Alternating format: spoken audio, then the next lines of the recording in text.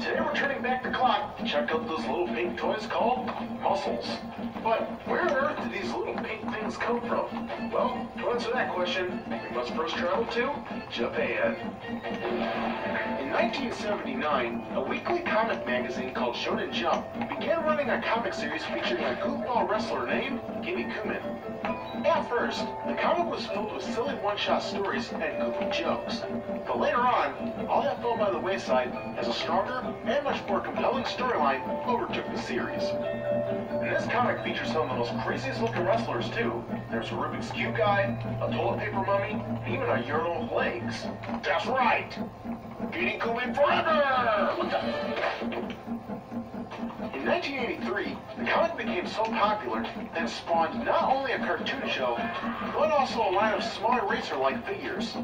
And these featured all the different wrestlers from the comics. The first set of these figures included characters like Kinnikuman, his sidekick, his father, and a few friends and enemies he met along the way.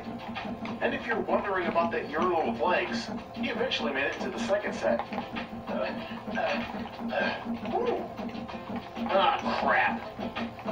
After a few sets of figures had been released, the popularity of these toys caught the attention of toy maker Mattel over in the US. And in the fall of 1985, Kinnikuman began showing up in US retail stores. Now the weird thing about this is that Mattel brought over the figures without even bringing over the cartoon or the comics as well. And of course, what better way to introduce us to something than to just make shit up as you go along.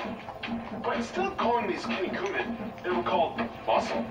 And the main character would be called Muscle Man, and one of the main bad guys from the comic named Buffalo Man would now be his arch nemesis called Terry Bull, which was a stupid move since one of Kinnikuman's friends is actually named Terry Man. Wow, talk about a major faux pas. Yep, that's right. Geronimo! Even the figures themselves were different from their Japanese counterparts, since they were made bigger and from a harder plastic. Now, when I first saw these as a kid, I thought they were cool just based on figures being packaged inside of a trash can. I mean, how cool is that to a kid? I wonder if there's actually a trash can man. Ah, there he is. Hey, I'm here too. Will you just leave me alone?